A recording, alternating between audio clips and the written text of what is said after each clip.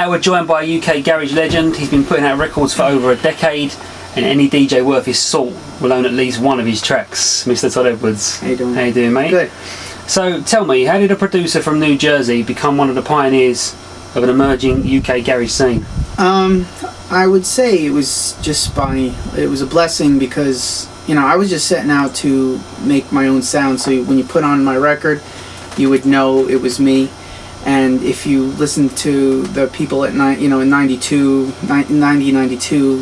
Masters at Work, Todd Terry, when you put on one of the records, you knew it was a Todd Terry record, Masters at Work or MK. And I was like, you know, I wanted to have that same impact. Is that where it kind of started for you, your influences and stuff like that? Yeah, I was, Masters at Work, Todd Terry, MK, Roger S. Those were like the core guys that were, were all the producers that were starting out at the time would follow them from the New York scene.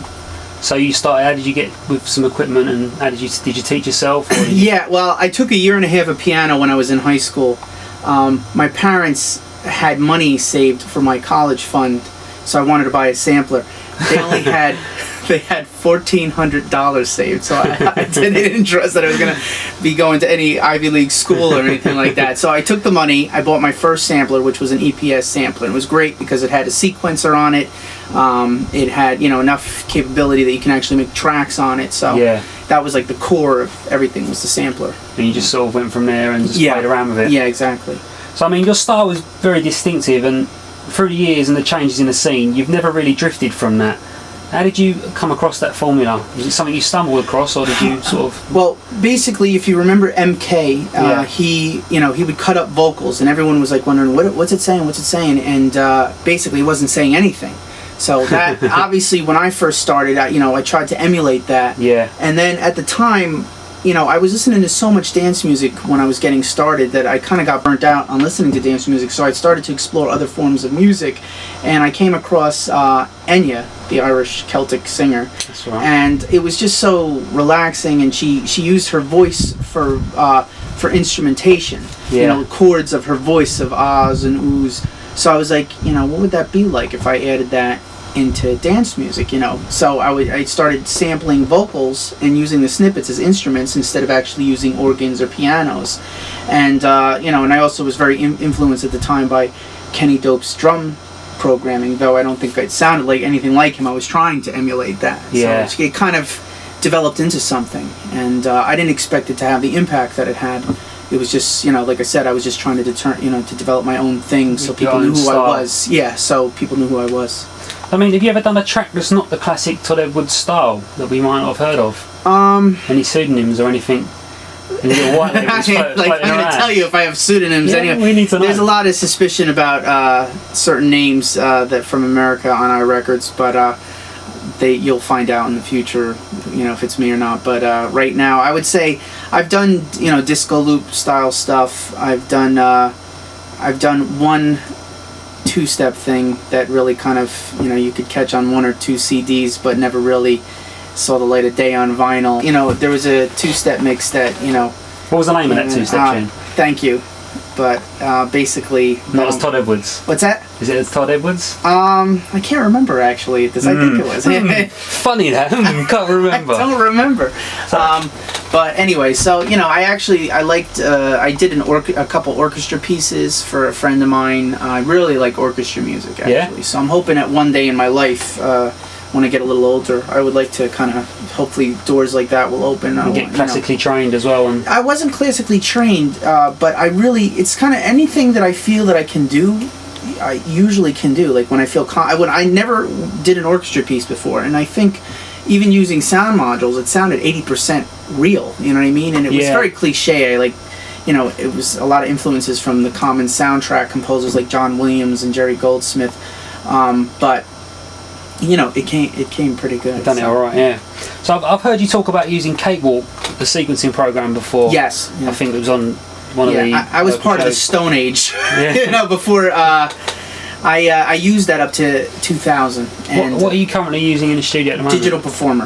Digital Performer. So I needed to switch up I needed to start using digital audio. I was so behind with that. When you get into the groove of doing the same, to making tracks and stuff, you don't you get comfortable using your equipment. Yeah, of course, yeah. And you honestly don't know how much you need new equipment until you've had it for a while. Like when I went from Digital Performer and went back to Cakewalk, the old version of Cakewalk. Yeah. Not even a new, it was like 3 points or whatever, one of the old versions.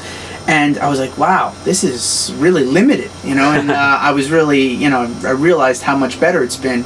Plus, when I did remixes, I would actually sample the vocals into the sampler.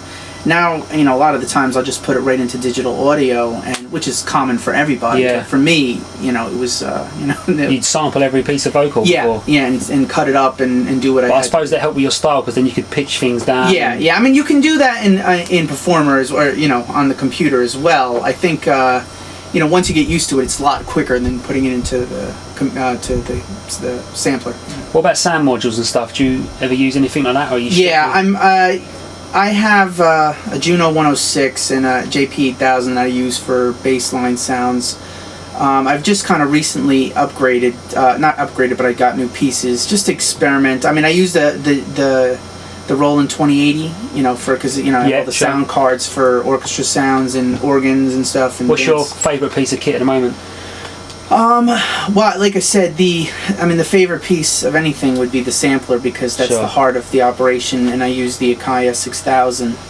But I just picked up a motif, a Yamaha motif, an old vintage Mofat, an X lead, and I've just got them, because I work simply. And I mean, that's the thing. It's like when I explore new stuff, it's usually not exploring new sounds; it's exploring new old records, basically. Yeah, sure. Like maybe something from the '60s or the '70s or whatever. And that's how I would kind of try to change what I do, not so much with sound modules. So.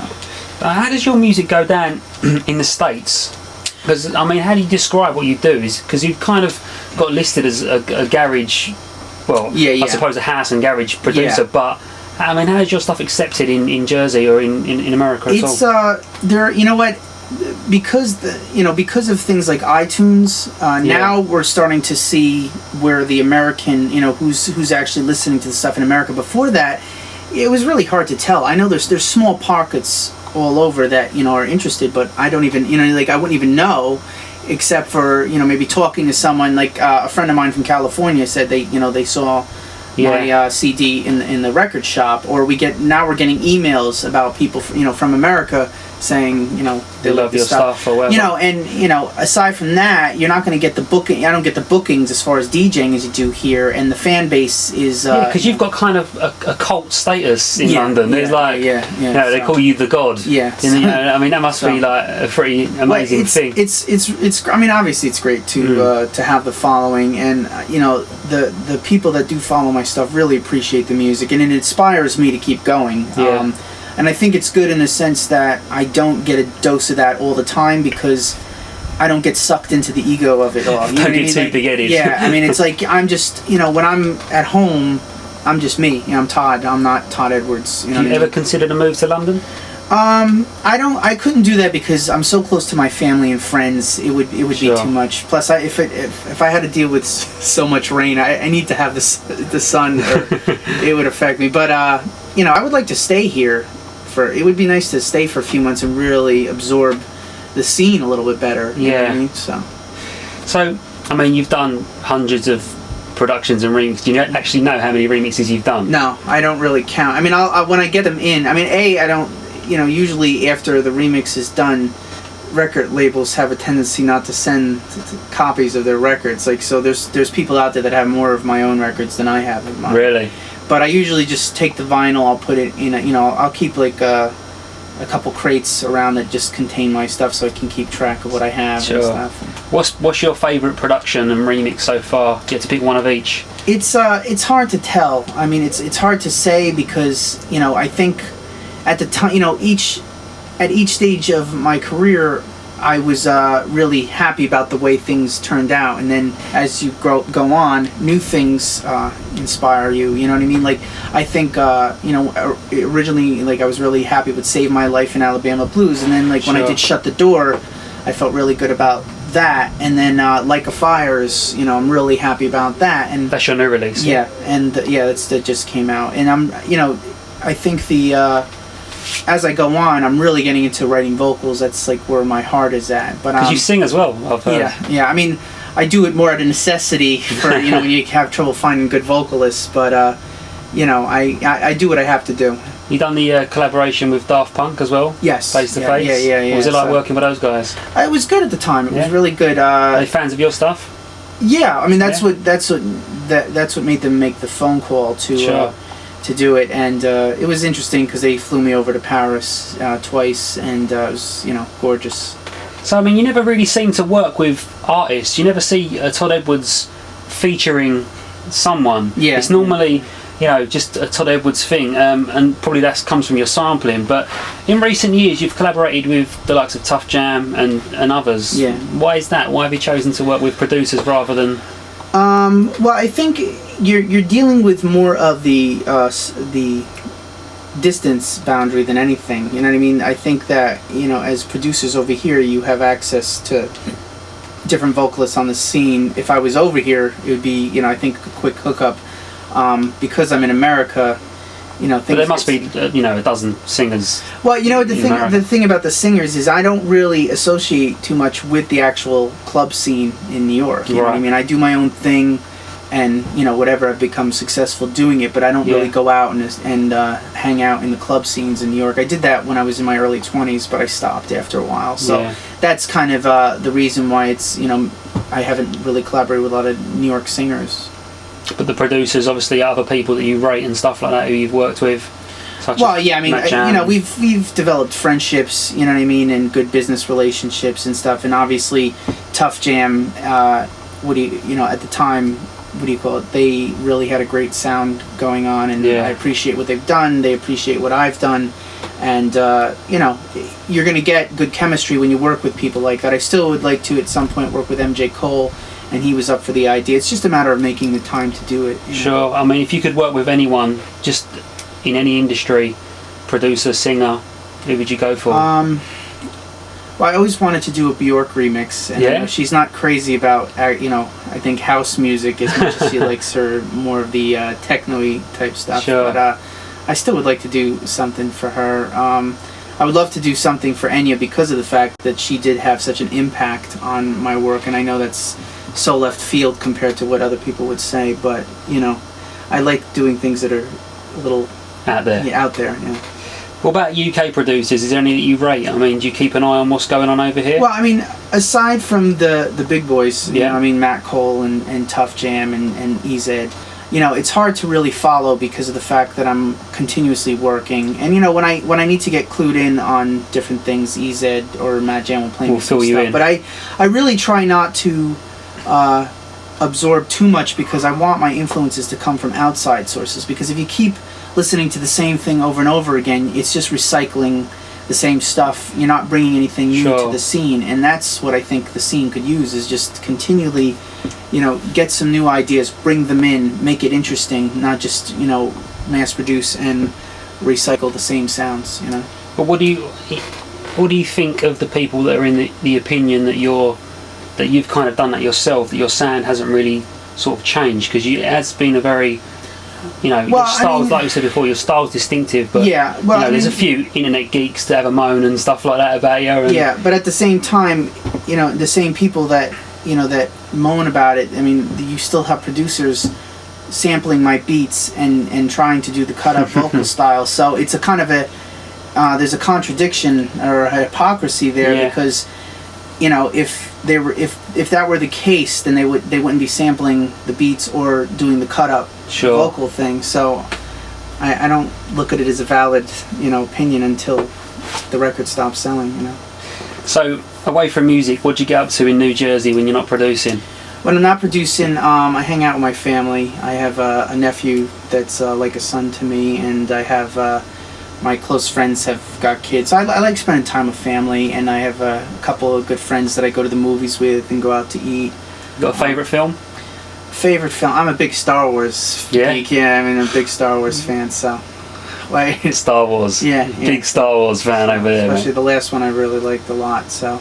And, I love sci-fi. That's like a big thing is sci-fi. So. Favourite food? Favorite food? I'm Italian, but I think Chinese like definitely kind of goes neck and neck with pizza. You know what I mean? Good studio grub. yeah, exactly. So what's the future hold for Todd Edwards? Vocals and continually writing songs. The track thing, I know I've done it. I'll probably continue to do it. But I would like to focus on writing vocals, and who knows, with other doors opening, I'll probably expand on what I do and keep doing the garage thing, but explore different areas. Cool, nice one. Well, we're going to finish off with a quick fire round. Okay. So if you can answer nice and clear, just one answer. One answer. Okay. House or garage? Garage, man. Come on. UK or USA? See, that's it. UK, because that's where I'm at. So that's where the love is. Yeah, exactly. Chicken or beef? Chicken. I'm in my 30s now. DJ or producing? Producer. Sandler or Stiller? Say what? Adam Sandler or Ben Stiller? Oh, Adam Sandler by a long shot. Yeah? And finally, EZ or Matt Jam? No comment. Come on. We'll leave it there.